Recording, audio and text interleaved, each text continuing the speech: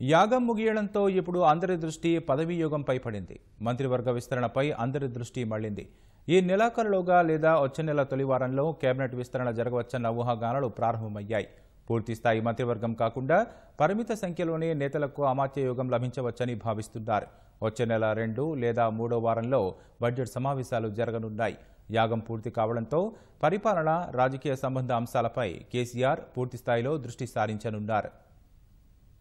శాసనసభ ఎన్నికల తర్వాత కేసీఆర్ నేతృత్వంలో కొత్త ప్రభుత్వం కొలువు తీరి 45 రోజులు గడిచినా పూర్తిస్థాయి మంత్రివర్గం కొలువు తీరలేదు. ముఖ్యమంత్రి కేసీఆర్తో పాటు మహమూద్ అలీ మాత్రమే ప్రస్తుతం కేబినెట్లో ఉన్నారు. మంత్రివర్గ విస్తరణపై గతంలో పలు ఊహాగానాలు వినిపించగా అమాత్య పదవుల కోసం ఆశావహులు ఉత్కంఠగా ఎదురుచూస్తున్నారు. సంక్రాంతి మరుసటి రోజు నుంచే అసెంబ్లీ సమావేశాలు, అనంతరం ముఖ్యమంత్రి కేసీఆర్ చేపట్టిన సహస్ర మహాచండీ యాగంతో మంత్రివర్గ విస్తరణ చేపట్టలేదు. ప్రస్తుతం రాష్ట్రంలో పంచాయతీ ఎన్నికలు జరుగుతున్నాయి. ఇప్పటివరకు 2 విడతల పోలింగ్, ఓట్ల లెక్కింపు పూర్తి కాగా ఈ నెల 30న 3వ దఫా జరగనుంది. పంచాయతీ ఎన్నికలు పూర్తయిన వెంటనే మంత్రివర్గ విస్తరణ చేపడతారన్న ఊహాగానాలు జోరందుకున్నాయి. ఈ నెల 31న లేదా వచ్చే నెల తొలివారంలో కేబినెట్ విస్తరణకు అవకాశముందని అంటున్నారు. మార్చి తొలివారంలో లోక్సభ ఎన్నికల షెడ్యూల్ విడుదల కానుంది. ఆలోగా ఓట్ ఆన్ అకౌంట్ బడ్జెట్ సమావేశాలు నిర్వహించాల్సి ఉంది. అంతకుముందే ఫిబ్రవరి తొలివారంలో మండలి ఎన్నికలకు షెడ్యూల్ విడుదలయ్యే అవకాశాలు కనిపిస్తున్నాయి.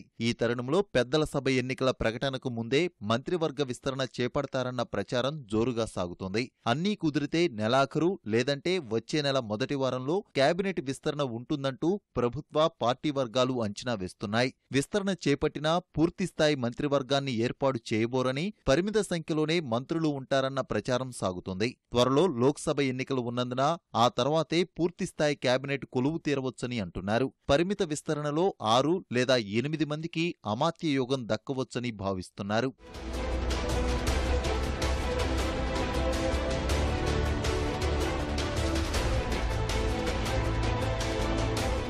బడ్జెట్ సమావేశాలపైన ప్రభుత్వ కసరత్తు వేగవంతం కానుంది. కేంద్ర ప్రభుత్వం ఓట్ ఆన్ అకౌంట్ ప్రవేశపెడుతున్నందున రాష్ట్రంలోనూ ఓట్ ఆన్ అకౌంట్ బడ్జెట్ ప్రవేశపెట్టాలని ఇప్పటికే సీఎం కేసీఆర్ అధికారులకు స్పష్టం చేశారు. ప్రభుత్వ ప్రాధాన్యాలకు అనుగుణంగా ప్రతిపాదనలు ఉండాలని దిశానిర్దేశం చేశారు. పార్లమెంటు బడ్జెట్ సమావేశాలు నెలాఖరు నుంచి వచ్చే నెల 2వ వారం వరకు జరగనున్నాయి. ఈ నేపథ్యంలో రాష్ట్రంలోనూ బడ్జెట్ సమావేశాలు వచ్చే నెల 3వ వారంలో జరిగే అవకాశం కనిపిస్తుంది.